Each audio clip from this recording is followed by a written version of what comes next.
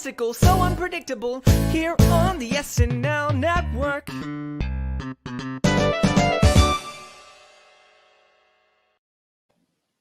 Yes, that's right. Hello, everybody. Welcome to another episode of our patron feedback show on the SNL Network. My name is John Schneider, and I am so excited to be here today with another one of our incredible patrons, Thomas, who is, just so excited to talk about the show. I love getting to interact with the patrons. All of you have been so great in your support of us starting this Patreon early in season 47, and it's really, really cool to, have this benefit where we can host podcasts together and talk about the season.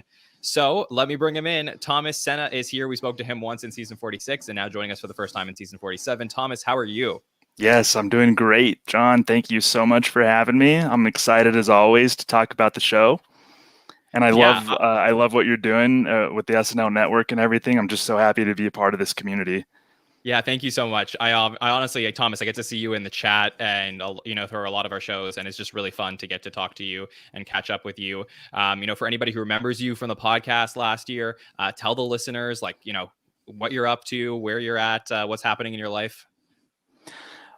Just here living in just about 30 minutes outside of Albuquerque in the mountains with my wife and our cat and 3 dogs, kind of living the quiet mountain life, and things are good. I've been pretty, as far as the show goes, I've been pretty it's making me feel optimistic a little bit, kind of the start to the season.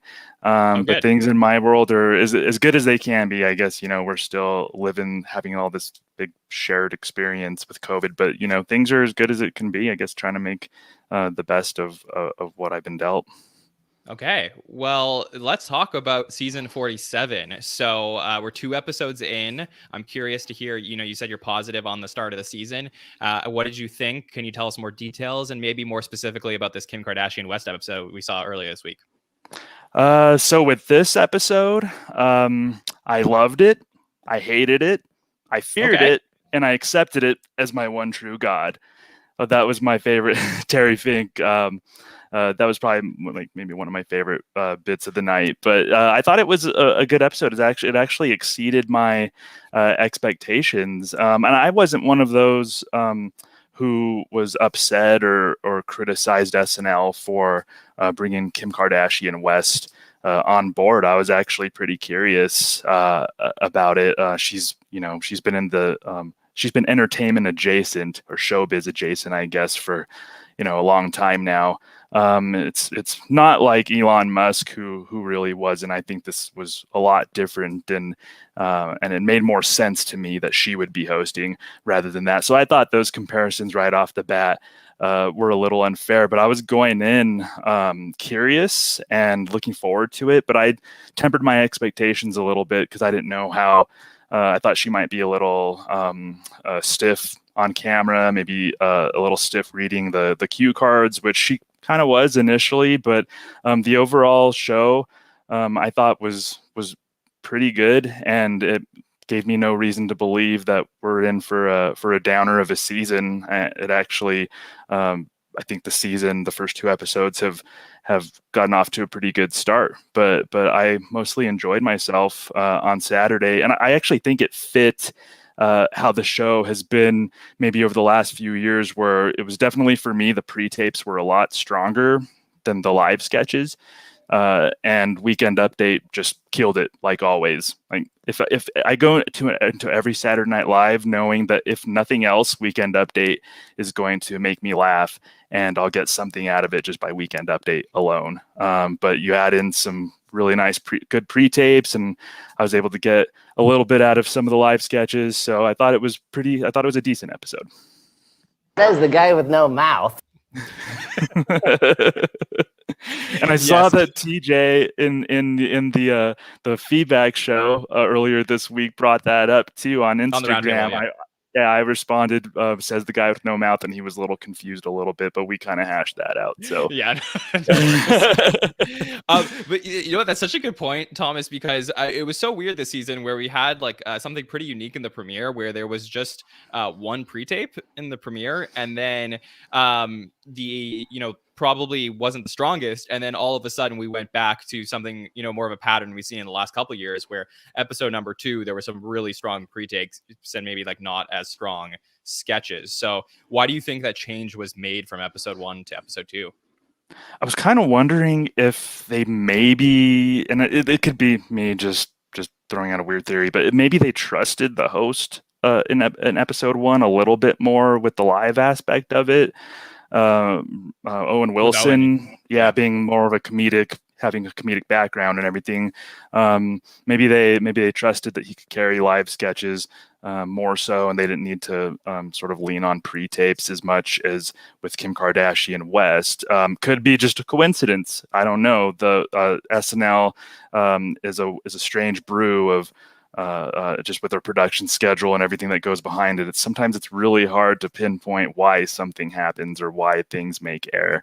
But that could be it. They trusted Owen Wilson a little bit more with live stuff. Yeah, that's a really good point. Thomas, is there any cast members that are like really standing out to you so far this season that you're really impressed by, or maybe not as like impressed as you thought you would be going into season 47? Well, we'll talk about him more, but James Austin Johnson definitely has been. I mean, he was the story of the first episode. I think he's continued that. I think 80 has really done a lot. I think some of the veterans. I expected some of the veterans to take more of a back seat in this season. That still may happen with 80. There might be weeks where maybe she's filming something, or like Kate is right now. But 80, it seems like has really been, to me, at the forefront of a lot of these sketches, especially this week. She had the whole swap sketch with almost like the Freaky Friday sketch with Kim Kardashian West. She was able to carry that. She was in the lottery sketch. They could have got anybody kind of to play the co-anchor with Keenan in that sketch, but it was 80. So it seems like 80's fingerprints have been on this season quite a bit already, maybe more than I expected. Yeah, actually, that's a great one, Thomas, because I actually think that despite all our talk about people like Kate and Cecily and 80, being around forever on this show, I actually think that 80's performances on the show in the last, like season 46 and then throughout season 47, have been much better than I expected. Like, I know she's a great cast member. I know that she's done a lot of really cool things in her 9 or 10 years on the show, but I was really impressed with what she's done recently. I actually think that it's gone under the radar, if you can believe that, how good she's been. And this Switch parody that we got to see, we didn't get to talk about it a lot on the roundtable, but she was really funny in this. And I know this is like a staple of 80, like switching places with somebody. But I was just, I'm really impressed that, so far into her SNL career, she continues to like bring it in everything. And you can't say that for everybody. No, you can't. Some people get complacent the longer they've been on the show. We've seen that throughout SNL history, but it seems like 80 has loosened up a little bit. She's having a lot more fun, and she used to always fun. Even going back to when she started, but she just seems super comfortable in that environment, and she's willing just to really own just pretty much every sketch that she's given a feature role in. So I think that's a great point, and something that I couldn't quite put my finger on really until you brought that up, is she has grown quite a bit as a cast member. What is this, her 10th season? Something like that. And yeah, something like that. And we're still seeing in 2012. So, and we're still seeing growth from her. That's really great. I'm glad that she hasn't become complacent. She's so talented. Yeah, 100%. So, we're going to talk through what happens, throughout the episode, our thoughts on a bunch of things. We have like a lot of fun, segments planned for this feedback show. I did see something today, though, just a comment, and Casey in the chat brought this up, so I just remembered. I did see that 80 is signing a deal with NBC Universal to produce some extra shows. So could she potentially be heading out at the end of the season to produce a talk show? That's something that I think has been rumored. So that could be something like a really cool storyline to watch for 80 moving forward. Yeah, I saw that come up on Twitter, but I was curious. I didn't read the specifics or anything. There might not be specifics, but I can see 80 doing some sort of talk show. She's very likable. Yeah, I think I think Kelly Clarkson might be moving into Ellen's spot, and then there the potential for 80 to get a talk show. I mean, I think that would be really fun. I don't know when the last time an SNL cast member or former SNL cast member has gotten a daytime talk show. So that would be wow, yeah, a daytime talk show. I have no idea.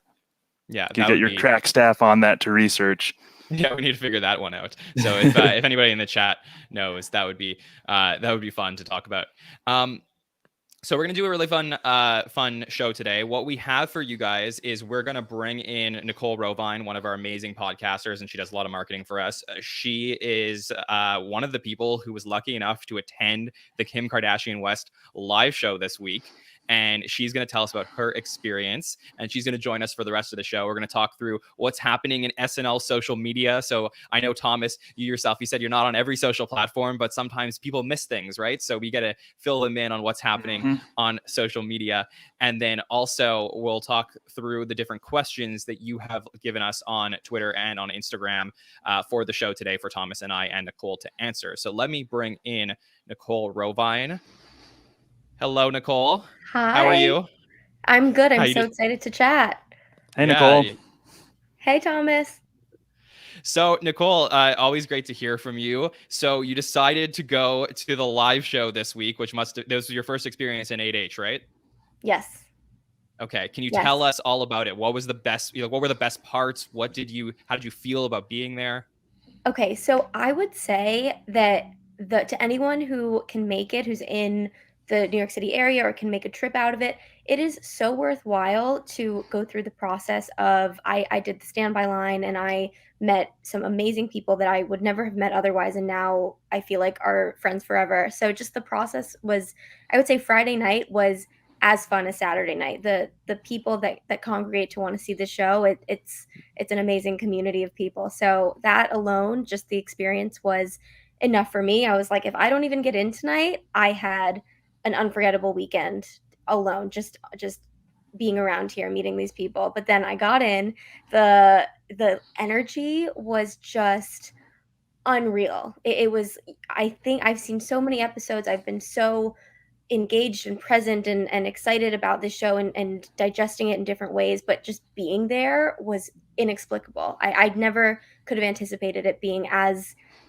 magical as it was. And so yeah, I was ended up being on the edge, and I would say every seat is as awful as it is amazing and vice versa. It really just depends on what sketch is going on. So wait, when you say you were on the edge, what does that mean? Like there's kind of a U shape in the studio in terms of the on the seating. Second floor. Yeah, so there's on the bottom that if you see the camera pan to the audience, 9 times out of 10 that's the floor audience that we see if you're watching from home, but that's probably about 10%, I would say, of the total audience, and then there maybe 5-10%, and then there's a U shape at the top, and that has a 10 or so rows or so. So it's very small, but it's also a good number of people are in there. And if it's a U shape, I was the very last seat on the right side of the U, so I could see sort of like I could see into some back end areas kind of thing. But then there were certain things where I was watching behind Kim. So for the Lotto sketch where she was in the pink dress, like the pink baby doll dress, I was like right behind her basically. I was watching from behind her, but pretty much right next to her. So that sketch we were super close. It was magical. So what would you say is like the main difference between someone watching on TV and watching the show live at 8H? Because I know that when you're watching, like I've gone to like, let's say, Thomas, like tell me if you relate to this. Like I've gone to like professional football games before, right? And you go and you're like sitting in this huge stadium with 50,000 people. And it's really cool to be there because you're with all the fans of the team. But almost like there's times where you can't see what's actually happening in the game, and then you go home and you watch the game on your TV and you're like, maybe it was a better experience to just watch this from home. Nicole, does that translate at all to SNL? Like, is going there worth it if you can't see everything? 1,000%, yes.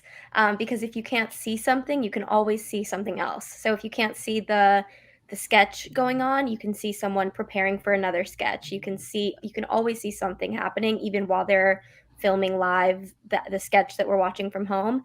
The TVs are everywhere. I had 4 TVs in my very clear line of vision that I could have chosen between, and I they were all as good as if I were sitting on my couch or in my bed, the TV. So I had lots of TVs to choose from, and I would say I had a view, even though I was all the like you couldn't have been further on the edge, so to speak, than I was. I I think I had a worthwhile view of everything. So I you're not gonna see if you go live, even the best seats in the house. So the Kim squad, for anybody who wants to know about Food God, was there, Scott Disick was there, Steph Shep, everybody. So for them, best seats in the house. But even them, their seats were only as good as the sketches going on in their view. When there were sketches near me, I had the better seats. So the really fun, magical thing about being in the studio is that you always are watching something, and you always sometimes have the best seat in the house. That's how I would describe it. There's always it kind of makes every seat feel really special. So I felt like I wasn't Scott Disick. I didn't get the tape on my name like he did and he posted, but I felt as special as he did, just in the sense of my seat had its very own view of things. And Nicole, so last week there was a really cool video from shot on the floor after the cold open in the Owen Wilson episode of after James Johnson said, or they all said live from New York at Saturday night. You could see, I believe it was 80 and maybe Bowen Yang, or they kind of patted James Austin Johnson on the arm to kind of say like great job or that was awesome or whatever. Did you notice any interaction between the cast members like after they went off the air, or did they just kind of whisked away? What was that like? Yeah, I think that what we saw that moment last week, where Pete Adie and Cecily kind of patted him on the back, that was the most like that type of moment that I think there's been in the last 2 weeks, is my guess, because this week I didn't see much of that. The biggest thing I saw was that Kim and we were shown this for the TV right after the Dream Guy sketch in the yellow dress, that there was a clip shown where Kim was being sort of skirted off, and she had her hands on the shoulders of one of her, I'm not sure who it was, but someone on the crew who was sort of her go-to person for the day. And so what you saw on the screen, that right after the Dream Guy yellow dress sketch, that happened every single time. So she was like attached to the hip with that woman, who was, you could just tell that's why she had that job, because she was so warm and encouraging and had the best energy. I'm not sure what her name was, but she was the coolest. Like if I were a host, I feel like I'd be in very safe hands to know that she was always, so to answer your question, I didn't see a lot of interactions between the cast members, but I did see a lot going on with Kim and her right-hand woman that night, and that was constant. They were running around together the whole night. And is there anything that happened behind the scenes that we wouldn't have seen on TV that you think that you saw in any of the sketches that was like unique and you wouldn't know otherwise if you're watching on TV? Yeah, so a lot of the sketches are, if there are people or groups of people facing each other, I'd say, at least in this instance, and now that I've seen it, I imagine it's 9 times out of 10 when people are facing each other, they are totally at different studios. So if there's some like a very kind of flat edge different surface, stages, you mean, not like they're not in a different studio.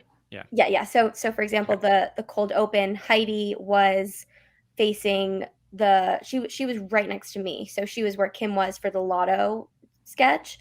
So she was behind the desk, and then all of the senators and everybody else in that big group of people they had like 80, Cecily, James Austin Johnson, Kyle, they were in a totally different part of they were at a different stage, so totally different part of the studio. So they're not actually playing off of each other at all in those instances. So that was interesting. Another one was Bowen, when he was the genie in Jasmine and Aladdin. he was totally different stage from Kim and Pete, and then later Cecily and Keenan.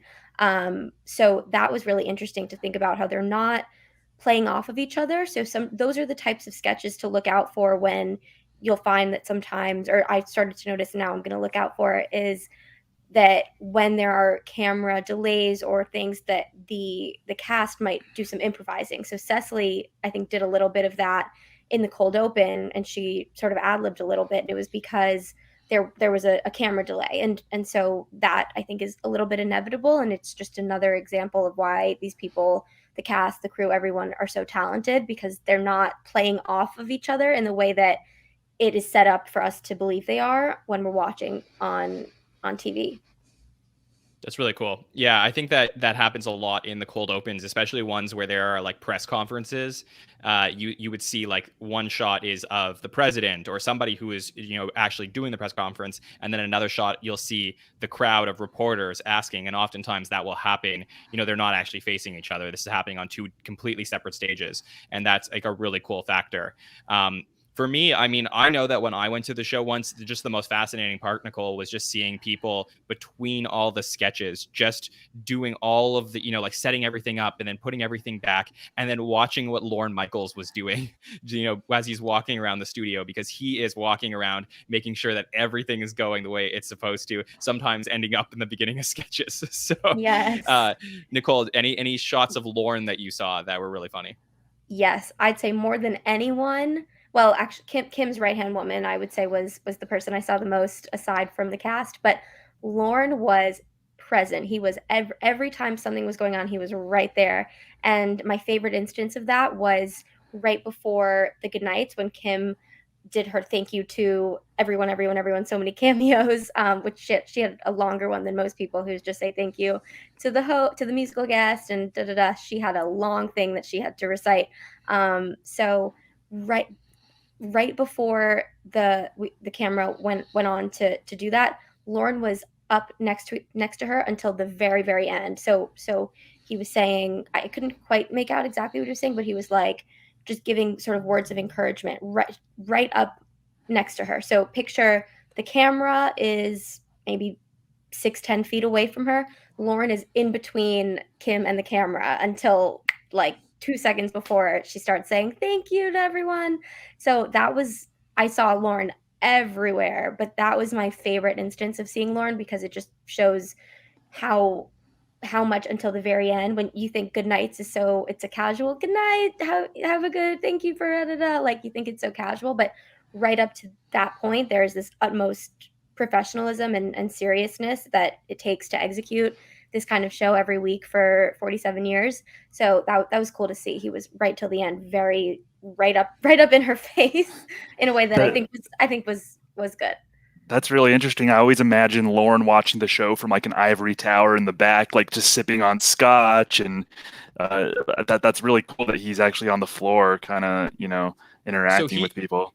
Yeah, Thomas, he's like a mafia boss. Like he's walking around making sure everything's going okay. Like if there's people who are there that are like watching the musical performances, which is like on the stage directly to the left of home base, like, and there's, really, there's not supposed to be many people out there that come out for the musical performances. And like, I remember just seeing him being like, you're not supposed to be here. Like he's just making sure that everything is going okay throughout the night. It's very funny and interesting to watch. So Nicole, overall, thumbs up for going to see the show live?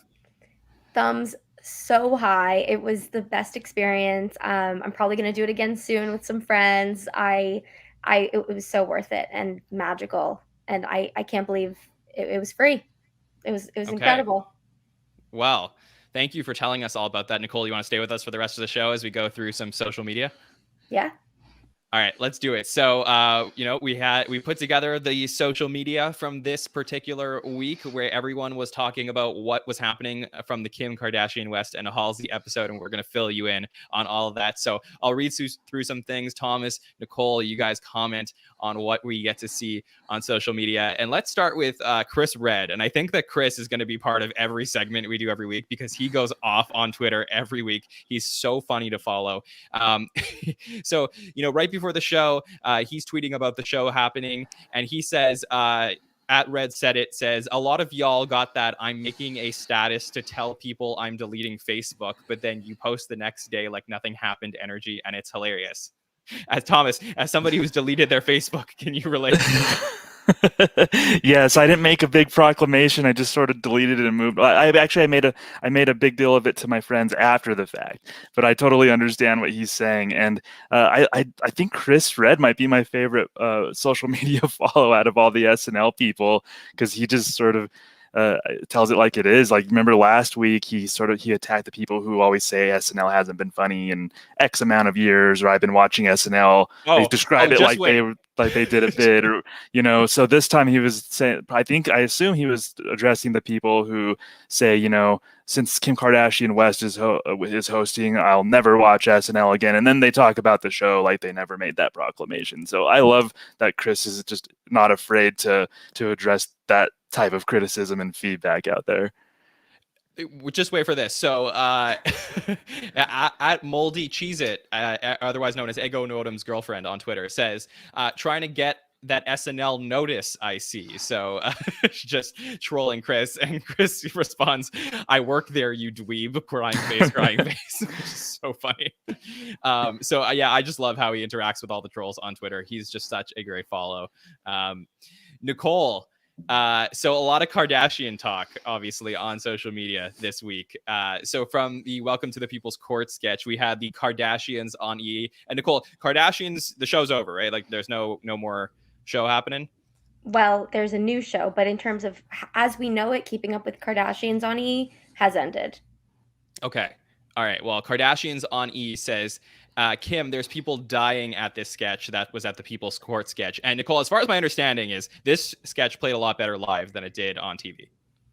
Oh, it was amazing live. I mean, I think I would have loved it on TV regardless of how I saw it, but live I thought it was amazing. It was quick. It was lots of moving parts, and it felt, maybe on TV it wasn't as evident how much went into making that happen, but it was, for me, it was great.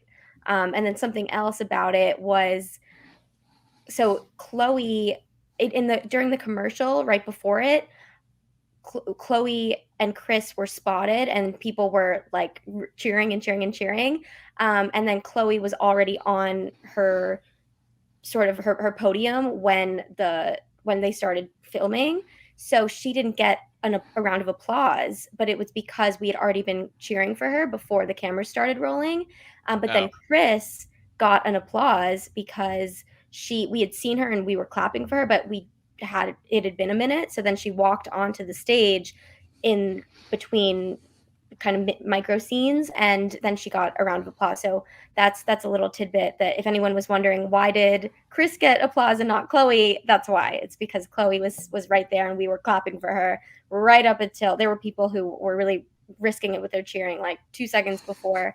And then there's a lot of woo girls in the chat. In the audience. Yes. On Saturday. So we heard Rubbing those. My ears. I really heard them too. Yeah, it wasn't you, right?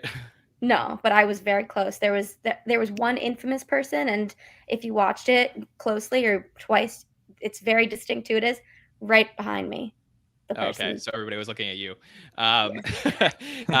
Casey in the chat wants to know, Nicole, is there an actual applause sign that they light up during the episode? Oh, totally. Yes. Yeah. I thought it was going to be a little more than it was. I thought it would match up with jokes that they wanted us to laugh at, but it was pretty much just like when certain things started and ended. It was more of like a stage direction relation, more so than like, this is funny, clap. It felt more like organized, because in my head when I heard about that, I wondered if they, while people write scripts, they're like, okay, I'm gonna add that this part, I want the applause thing. But it was really just like an extension of stage directions. It wasn't anything too kind of specific.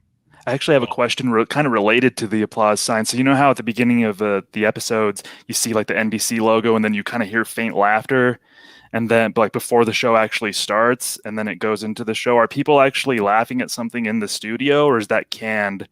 Does the show just kind of play that? Do you know what I'm talking about? Yeah, I mean, I think it's canned. Is it canned? I think it is. I'm pretty There was a lot going on before. Like Che did 3 or 4 minutes of warming up the crowd, at around 11:10, and then 11:15. Keenan, Chloe, Ego, and Heidi did their musical number, and then there was about 8 or 9 minutes, not The much band is going usually playing. on. The band was playing. The band sounds so good live, by the way. They're amazing. Yeah, it's insane. Yeah, they're unbelievable. Yeah, the reason I asked that because I knew that they did warm-ups and crowd warm-ups and stuff. Yeah. Okay. At Halsey says, feeling very busy playing with my baby's chubby legs and tater tot feet, might skip SNL IDK.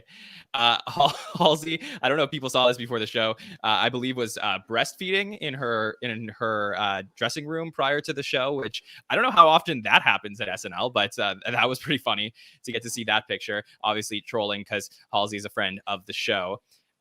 This one I liked. This one was at Machine Gun Kelly Blonde Dawn. So referencing exactly what you were talking about, Nicole, with the whole Chloe and Pete doing Machine Gun Kelly and Megan Fox.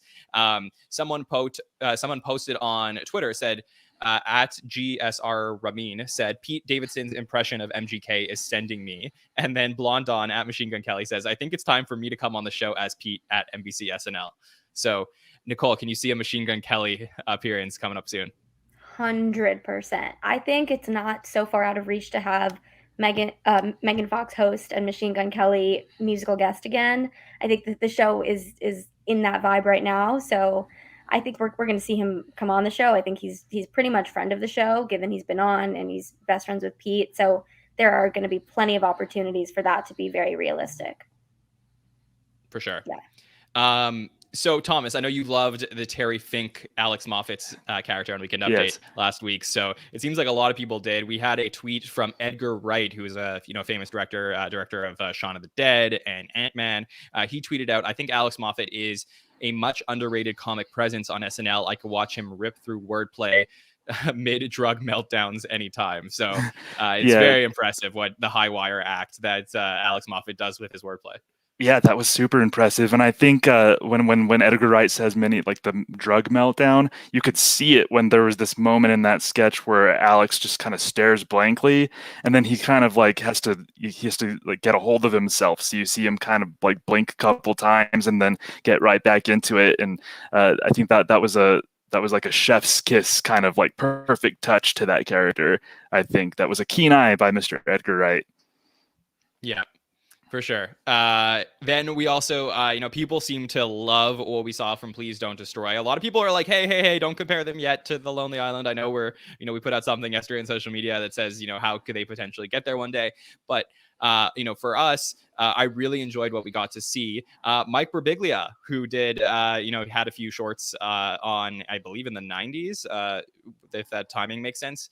He commented on Instagram that he absolutely loved what he saw from Please Don't Destroy. So I think slowly they're gaining a lot of fans on the show. It's not just a nepotism hire. I think they're super talented. I think that first sketch showed why they got hired as writers and performers. Yeah, it's a great example of when you are well connected and that you are related to people who are really talented. Like, it can open up doors, and they met each other, and like I think that's an amazing thing. So it's a great example of when people are in a good position, take advantage of it and find people who are like you and make magic. And I think that's what they're doing.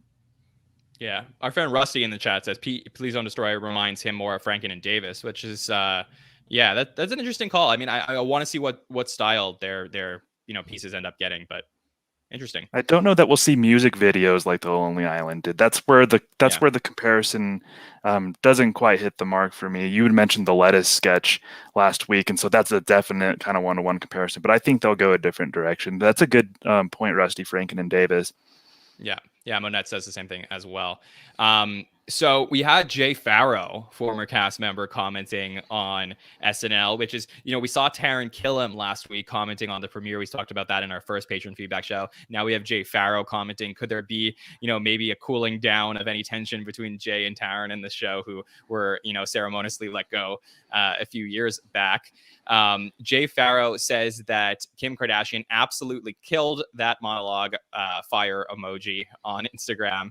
And then I guess, someone was, trolling Jay and talking to him through the comments. And Jay Farrow says, sir, You could give the best jokes in the world to someone who doesn't understand the science of the timing in comedy, and the jokes will fall flat. They didn't here. She did a great job delivering her monologue. So people just were, so impressed with the monologue that we got to see, Nicole, right? Yeah. Yes. Yeah. I think that it was like the haters were ready. They really wanted to have something to hate on, but it was funny to watch people on Twitter try to hate and find things. But at the end of the day, it was a very collective, either you knew she would do well or you were surprised she did well. And that was pretty much all of the noise that was in my vision. And then a few kind of not so people were really reaching, like somebody named Karen on Twitter had some issues with Kim's performance. And yeah, DM'd us, by the way. Yeah, about it. Said, yes. Yeah. Do you want me to read this DM out on the podcast? This is funny. All right. Yeah. Let me read this out. So this is a Instagram DM that we got on Saturday night during the show. This is from Karen. It is real sad that you're letting people on your show still be racist against the name Karen. I know I am not the only Karen out there. How would you feel? I got a real horrific I get a real horrific time about my birth name. Tonight, Kim Kardashian had to bring this up. Disgustingly not suitable, and it was never funny. Well, Karen, let's get merch. Disgustingly not suitable. We will try our best to make sure this doesn't happen again. She's definitely right that there are plenty of other Karens out there. Yes. Yes. I think we need that on a t-shirt. Disgustingly not suitable. I'm obsessed. Yeah, exactly. Send her to jail. Exactly. All right. Okay, so then we also had so Jay Farrell, like you said, he loved the monologue. One sketch he did not love. He didn't love the Dream Guy sketch because he posted on Instagram, this is crap. It's about the Dream Guy sketch. So at least we get to know what he's really thinking as we get to hear from Jay Farrell. I hope we hear from him all season long. Yeah, it's really noteworthy that we got Taryn and then Jay in 2 consecutive weeks. I think that's and then Jason Sudeikis is coming next week to host. So it feels very ceremonious and nostalgic that a lot of people who had maybe unceremonious or whatever types of exits from the show, that a lot of people seem to be in good spirits and everything and all that. Yeah. NBC SNL posted the Dream Team photo, which obviously had Schumer, Jesse Williams, John Cena, Chris Rock, Blake Griffin, Tyler Cameron, Chase Crawford. And we had at Heidi L. Gardner said the next Vanity Fair Hollywood issue. This is actually a really great photo. So whatever you thought of the sketch, it's really cool to see them all backstage, all hanging out. There's some really good photos of the cameos that we got from the Dream Guy sketch. Okay. I have a little bit of an issue, and I wanted to talk about this on the feedback show today. So, Thomas, Nicole, you ready for this? Yeah. There's a thing that's going on online where people don't understand that, SNL fans really take it to heart when you say skit and not sketch. Thank you. I'm so glad we're talking about this. Yes, this is important. This is very important. So look, just because you say skit, it doesn't make you a bad person, but we prefer if you use the word sketch. So all I'm saying is when I read the next pieces of social media, just keep this in mind. But Thomas, this must bother you too, right? Yeah, I think I'm with you. It doesn't bother me, but I definitely have a preference. I definitely think it's sketch. And when somebody says skit, there's a little small percentage of me that judges them. Just a small percentage, but it does exist. Yeah. All right. So SNL posted the Cut for Time Costco meeting, a clip to Instagram. At Khloe Kardashian, I love this skit. Khloe, you were in the room. You know it's a sketch. Why are you calling it a skit? It drives me crazy. And as soon as I read Khloe's, as soon as I read that post from Khloe, that the first thing like it caused mental noise. Like when she said skit, I couldn't focus on anything else that she had to say. Oh, it drives me nuts. Mm-hmm. But you would think that maybe she would learn from Kris Jenner, but no, of course, Kris Jenner posts the Costco meeting on Instagram and says, "Love this skit from Kim's SNL episode from Saturday night." And before anybody tweets at me, I know they don't run their own social media accounts. I'm not blaming Kris Jenner and Khloe Kardashian, but whoever is, why are you posting skit? Oh, I think this is them. I really do. And I'm totally with you guys on the skit versus sketch, but I will say Kris Jenner is a real one for posting a cut for time sketch on the grid. Like that's real one behavior because she knows that everybody involved was disappointed. They wish it got more attention. And like Kris Jenner, that's why she just gets it. She gets people. She gets it. So like I think that posting a full sketch, not sketch to grid is so it's not like something that she would do all the time. And so for her to do a cut for time one, I thought I just respected that majorly. I thought that was a cool thing to do, give it more attention and kind of have its own moment online a little bit more. Okay, well, you know who doesn't get it? That would be JC Penney. Because at JC Penney on Twitter tweeted out, "Hey at NBC SNL and hashtag please don't destroy. Great skit. Thanks for the seltzer idea. We'll get right on that. We're thinking belts and ties. What's your flavor?" So very funny, JC Penney. We all appreciate that you're buying along with this sketch. Thank you for saying skit. Oh, drives me crazy. Thank you for being the voice of reason and for the voice of all of us, John. This is making me not regret becoming a patron. Yeah, exactly. Okay. Nicole, we had some e-news that tweeted out, a little bit of a slideshow with different photos that said, this is a lot for a Monday morning. Are they trolling? Yes or no? So can you explain to the listeners what they would look at if they went to e-news' Instagram this week about SNL? Yes. So one of the most iconic parts of the night was when Megan Fox and Machine Gun Kelly, aka Pete and Chloe, were interacting with Kim Kardashian as Kourtney Kardashian. That was a moment that just solidified everything for me. It made me understand that they really do. They're in on the joke and they get it. And basically, so Megan Fox and Machine Gun Kelly have been dating, and they have this very intense, creepy, crawly, wild, insane relationship, and they like to sell it as such online and in interviews and in photos and in Instagram captions. And Kourtney Kardashian and Travis Barker and Machine Gun Kelly are best friends, and they both have similar aesthetics, tattoos for necks as Kim, as Kourtney said. And so that foursome, the two couples there's been a lot online. They did a Skims campaign together for Kim's company. They announced something at the VMAs. So there's a lot of online stuff going on with them. And so E! News got involved in it, and they took some of the lines from that People's Court sketch and then kind of showed a parallel of the real world MGK and Megan and Kourtney and Travis, and it was so similar. They nailed it. They nailed it. And what's crazy is these were both things that came out Monday and Monday, and they were so in sync with what SNL wrote and had in the sketches. So it was like spot on and scary accurate. Like you couldn't have known which was real and which was SNL if they didn't have the pictures.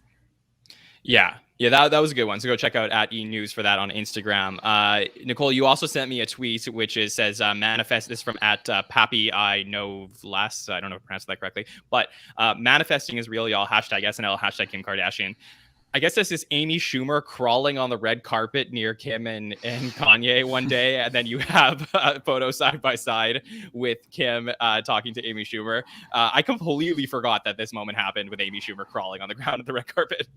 Yes, it just shows it's a visual representation of how far they have come and where Amy likes to troll people, and sometimes she says things and you don't know if she's joking or if she's serious. She had a good bit of one of her SNL monologues was targeting the Kardashians. She gave a whole bit when Amy hosted, I think in 2016 it was, and so for them to now be here in this moment is really cool. So they've been through it, and now I think it kind of shows us that they're both in on whatever jokes about the other they've ever kind of given out to the world.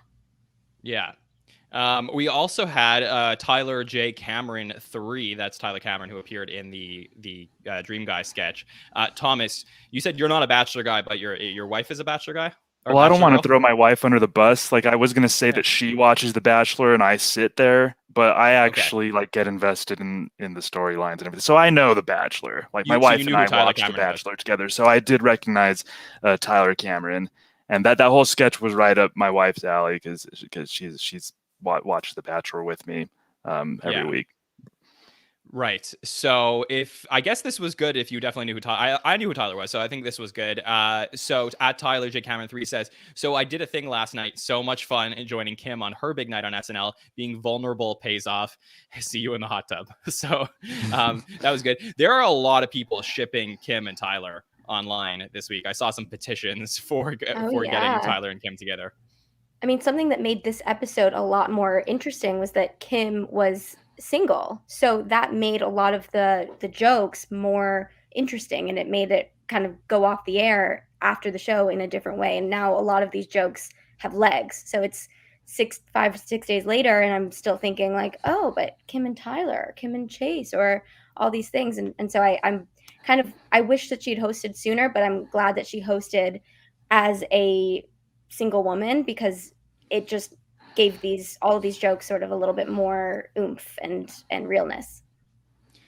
Let's do one more.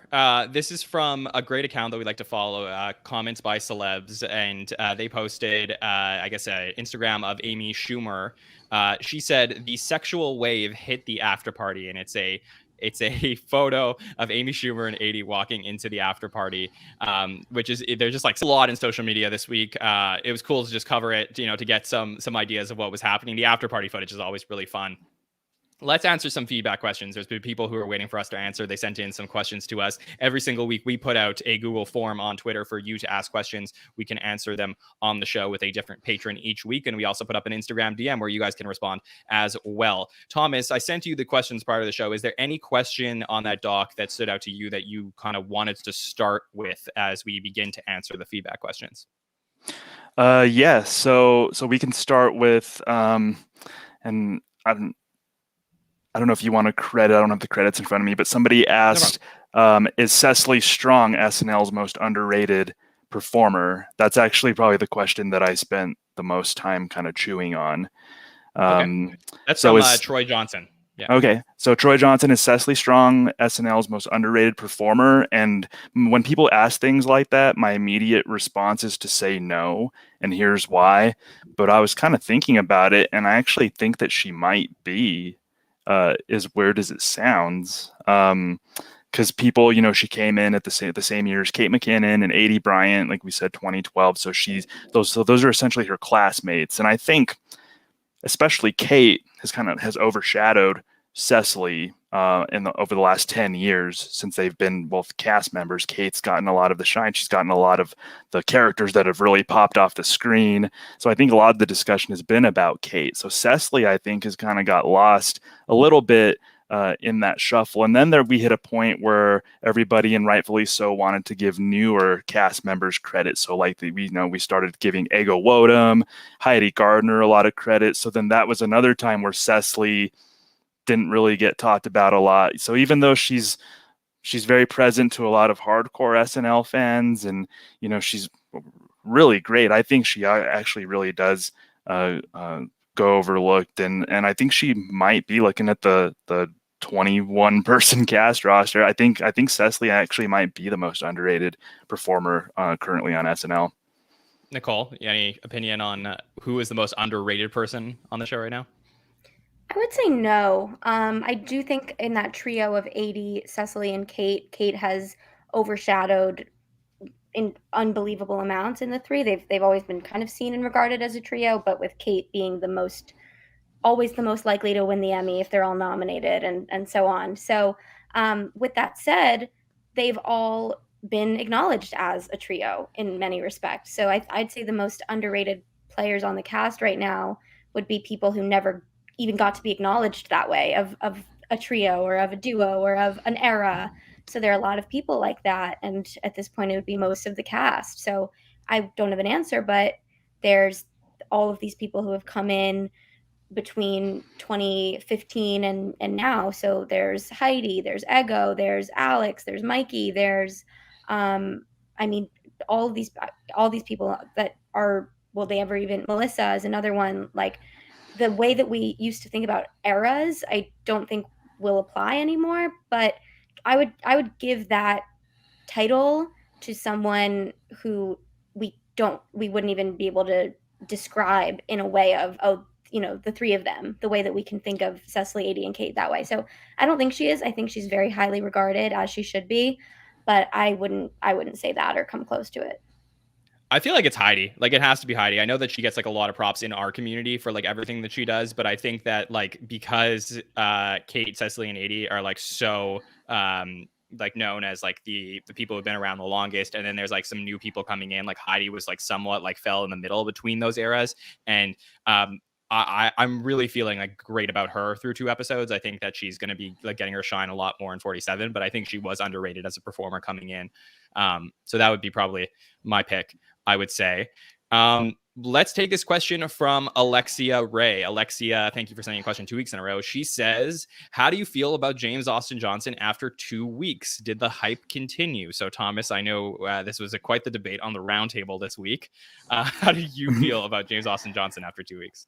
I think even though he had less of a presence in this show, I'm not an SNL statistician, but I'm pretty sure his screen time was a lot less than the first week. And I think he did a great job as Lindsey Graham. He left an impression on me just for that one impression alone. So I think he's still on a star trajectory. Honestly, it's been a long time since we have seen a new cast member come in and make this kind of splash, and nothing happened this episode to make me change my mind. I'm happy that he's quickly shed the label as just a Trump impersonator. I know that was talked about maybe even a little on this network when he got hired. It's like, why are they hiring a Trump impersonator? Now it seems like weird timing, but I'm really glad that he's showing that he's more than just a Trump impersonator. He can do Lindsey Graham or Joe Biden, Larry the Cable Guy. He has all sorts of impressions that he can do, but nothing about, I do think the hype continues, and I think it's warranted in his case. Yeah, that's certainly fair. Nicole, did you want to comment on that one? Yeah, I think that at first we were comparing his debut. A lot of people were saying like a Will Ferrell or something like that, but now it's more Daryl Hammond to me, and he even really looks like Daryl Hammond when he gets into certain makeup and prosthetics and things. There are 2 different times this episode and the last one, for a second I really thought Daryl Hammond was on my screen. I could have been convinced. So I think that he will be an SNL legend more than an SNL star in the way that Daryl Hammond is. I think he's going to have a huge lasting impact, but I don't know that he's going to be this sort of like tabloidy kind of person or like the movie star. I think he's going to be more of like maybe it's more of a utility player.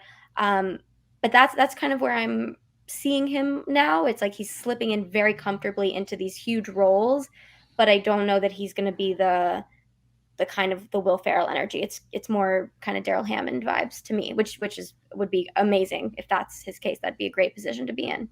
Yeah, I think that's a good point about not being like a movie star. I don't think he'll necessarily be like a movie star, but I think like an SNL star, like kind of in that world, I definitely agree with you. I think it begs the Daryl Hammond comparison, but I think you're right on as far as why. Yeah, he looks like the son of Brad Hall, but acts like Daryl Hammond. It's actually really funny, honestly. I keep getting season 21 comparisons where I get like Daryl Hammond as James Austin Johnson, and then Sherry O'Terry as Sarah Sherman. We were talking about, so it's like, okay, who's Aristotle? So we'll think about this as we keep going. Okay, next one. This is from Harper Ellis. Nicole, Harper asks, biggest surprise from the Kim episode. Were there any surprises for you? No, I mean, I'm a big Kim fan. When this news broke, of the spectrum of people who ended up being pleasantly surprised to pleasantly happy and didn't think it whatever. I must admit that she did better than I thought she would. I wish I could be someone who was so excited and knew she would do well. I was so excited, but I wasn't sure how it would be. So for me, a surprise was just you know what? I think I I wish that she had done a little bit more kind of out there boldness, but I think in terms of surprises, just that here's what I'll say. I was surprised that the reaction was so uniform, and that there weren't as many people who were gonna still find ways to make fun of her and speak poorly about her. It was really just the Karens were finding ways to talk down on Kim. So the biggest surprise was that she did well and did not have that many people find ways to say she did poorly. So I think that just is a reflection on where Kim is headed, and I think that there's more respect on her name. So that's a more meta surprise. Okay, that works. Thomas, what about you? Any surprises that you got out of this episode? Yeah, as someone who's not all that familiar with the Kardashians or the Jenners, I mean, I know who they are, but I've never seen the show or anything. I was surprised that she was willing to kind of make fun of herself, as she didn't take herself so seriously. You know, she and her family were willing to have jokes made at their expense. So that actually surprised me. Not that I thought that she was self-serious, I just didn't know. So that was a pleasant surprise. And then I think I could sense a little bit of comic timing in a couple of sketches from her, and something that Jay Farrow alluded to. There was some dry comic timing there that I did appreciate from her. In that Dream Guy sketch, there were some moments, especially when she tells John Cena that the husband situation needs to get taken care of. I thought her delivery was actually pretty good for not being like a comedic performer. And then the lottery sketch, I thought she did play up that whole dry kind of robotic aspect. So that little bit of dry comic timing definitely surprised me as well. Okay. Biggest surprise for me, I would say that she did a solo monologue. I think that, I'll keep it short and sweet, but I just really was stunned to see that, and was so impressed that she did that as well. This is from Jeremy Boulard. Jeremy says, how will the Kim episode be remembered in 5 years from now? So Thomas, we're at season 52. You're on the patron feedback show, and somebody says, remember that Kim Kardashian episode? What are you going to say about that one? I think it'll be remembered as, honestly, like maybe a fairly standard episode of SNL, which is a compliment to Kim Kardashian West. It's not going to be remembered as the train wreck that some probably unfairly expected. It's not going to be remembered as a classic episode like we would remember some episodes hosted by Tom Hanks. I think it's going to be remembered as a mostly enjoyable standard episode of SNL, and that's actually a good thing. She fit in more than I think people expected. Yeah. I don't think that this is going to have the negative long-term impression that like potentially the Elon Musk or the Paris Hilton episode had. So that's, that's like probably what people were thinking as one-to-ones going into the episode. And I don't really think that's what happened. Nicole, how will you remember the episode 5 years from now? I guess this is the one you went to, right? Yeah. I mean, it goes two ways for me. It's if the question that I have now is, what does this mean for the Kardashian, Lorne Michaels, SNL relationship going forward? And I know people were wondering about that. Like, are we going to get a new Kardashian Jenner at once a year now? Are we going to, have Stormy or Northwest be host in 10 or 15 years? Like, there's a lot that could happen from it. So I think if it, honestly, I could see SNL and the Kardashians having a very fruitful, mutually kind of beneficial relationship going forward, and very prosperous and iconic one. Cool. So that could happen. But yeah, we had a question, Nicole, also that said, could Khloe or Kourtney host now that Kim has had success on SNL? So I guess you can answer that at the same time. Yes, I think Khloe would be the next one in the whole family to host. Okay. Cool. Okay, this is from Screwdriver Mustache Finger Blood. Says, do any of you play the lotto, or otherwise known as the power ball? So, Thomas, are you a Powerball person?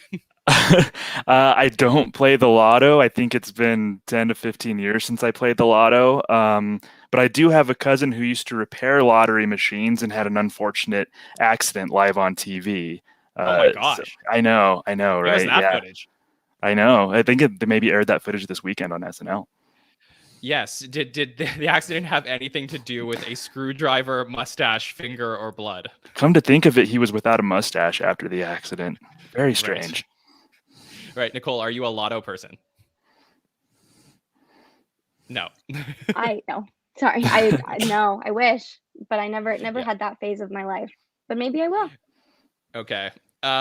Let's talk about the upcoming episode. We have Rami Malek coming in and musical guest Young Thug. We had a few questions on that. This is from I guess I love you too poor at I love you too poor. Thomas, will Rami and Pete have a sketch together? I think if I understand maybe the spirit of this question is like maybe will Pete impersonate Rami or something like that, but I think they can do it. I think they'll probably be in a sketch together. I could see them playing brothers in a sketch or something like that. There's obviously kind of a resemblance. I mean, given that Pete did an impression of one of Rami's characters. I don't think that he'll do an impression of Rami or a character, but I can see them playing like brothers or having prominent roles with each other in a sketch. Yeah, Nicole, we also got this one from at notreal_May says, should Pete Davidson reprise his Elliot / Mr. Robot impression where he did an impression of Rami Malek's character from Mr. Robot? That was a good one. I'm not so attached to that character. I feel like there's new things to do.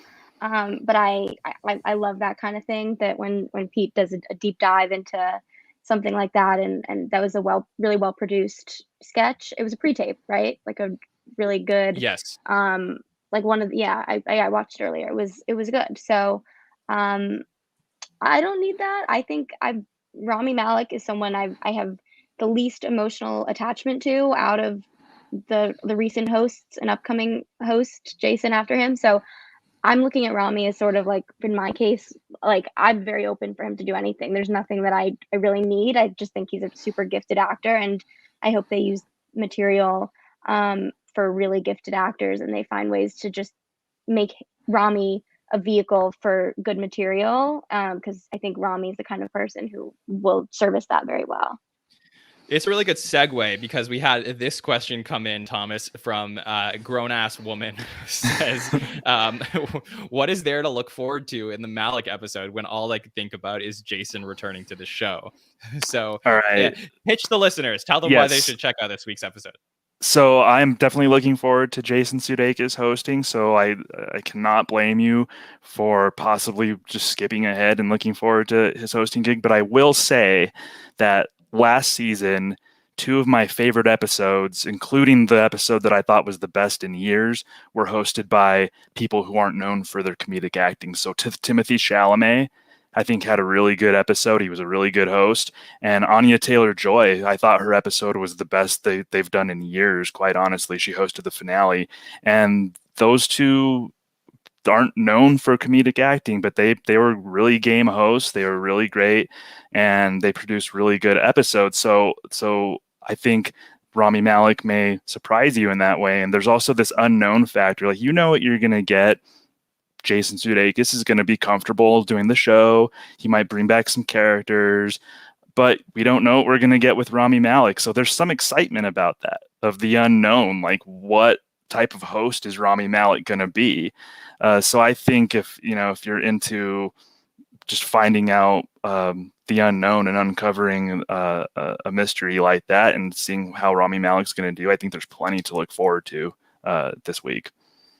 Yeah, I love what Manette says in the chat here. Rami is a good breather host as a litmus for what the actual quality of the season could be. And I so agree with that. I cannot wait to see what is going to happen here, because as far as I'm concerned, Rami Malek comes in with a complete blank slate into this episode. The writers can write anything for him. I think the only thing that I would say we could possibly see is they might play on the fact that this whole thing about Rami Malek and Daniel Craig kissing each other after every scene scene that they did together in the recent Bond movie that made news recently. So it'll be interesting to see if maybe there is that kissing sketch that we've been all talking about. But honestly, I'm just curious to see what the writers will do with him this week, if there's going to be more slice of life pieces that they've been holding on to that fit better for somebody like Rami Malek to come in, like a dramatic actor, as opposed to somebody like Kim Kardashian. So I think this could be a really fun episode coming up. Yeah, he's sandwiched between, out of maybe the entire season, we don't know yet, but Jason and Kim might be the two most specific in terms of how people are writing sketches for them, hosts of the entire season. So to be sandwiched between people like that, who every single sketch that Kim got was highly specific for her, and then Jason, it's going to be the same thing. It's not like they're just being like, oh, this is some good material, we'll find a way to fit this host in. So being sandwiched between two people who, for different reasons, occupy that space so much, I think that he's just going to be given good material that they trust a really talented actor to do. And we'll see if it's a blessing or a curse that it's not like they were sitting on things that could have been for anyone and now they can fall back to this week, or it's not like they are preparing for the next 2 weeks. And that, so it's going to be interesting to be that in this space that he's in between Kim and Jason. Yeah, what I'm excited to see, honestly, is I saw a video on Entertainment Weekly of it was Daniel Craig talking with Rami Malek and the rest of their cast, and they were talking about this viral meme that went out about, that we used to get to see on Twitter, and I guess eventually ended up inspiring this SNL host intro account that went viral this week, where it's Daniel Craig saying, "Ladies and gentlemen, the weekend." And now I heard that Rami Malek was in the house for that episode when Daniel Craig said that. So I wanted to know if something special is going to be coming when he says, "Ladies and gentlemen, Young Thug." I wonder if we're going to get anything extra this weekend right before the musical performances. So that'll be fun to watch. Well, Daniel Craig, I believe, was in 30 Rock this week because he was on Fallon, and Fallon got his last interview as Bond. It was on, I think it was yesterday or the day before that. So Daniel Craig is not too far away, just saying. Yeah, wouldn't be surprised if we saw him this weekend.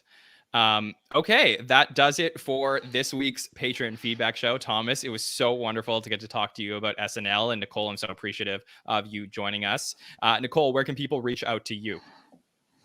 You can reach me at Nicole Rovine on Instagram and on Twitter, either one. Cool. And Thomas, what about you? And you could reach me on Twitter at Thomas A. Senna, and I'm also on Instagram. Just search Thomas Senna on Instagram, and I always love talking SNL with anybody out there. Yeah. Was there anything else, Thomas, by the way? I didn't get to ask you. Anything else about the show that you wanted to talk about while you were on with us that we didn't get to? I think we covered everything. I think my two highlights were the "Please Don't Destroy" sketch, which I thought was awesome, and Terry Fink. Terry Fink's been in my mind since his first appearance years ago, so that was like an awesome surprise for me. Okay. Well, thank you so much for joining us, both of you. Thank you to everybody in the chat that watched. And if you're listening after the fact, I really appreciate you checking out the Patreon Feedback Show. This is a new show that we're doing this year. We're experimenting with different segments on the show to try and make it as fun as possible. It's definitely more casual than the Hot Take Show and the Roundtable that we do earlier in the week. And that's the fun of it, is that we get to, finish out the week before a new SNL episode by talking about everything that's happening in the world of Saturday Night Live. So if you are going to be joining us for our coverage of Rami Malek and Young Thug, join us on Saturday night right after the episode is finished. Come on YouTube, search for us at the SNL Network, and we will be there with another Hot Take Show late at night. Join us for the Roundtable next Monday, and we'll be back here in 1 week with another patron for the Patron Feedback Show. You can subscribe to us, SNL Network, on YouTube or on any podcatcher. Follow us on Twitter, Instagram, TikTok, Facebook, all the socials. I'm at John Schneider 24. Thank you so much for everybody for checking. Thank you so much, everybody, for checking out the show today. We will see you next time. Have a good one.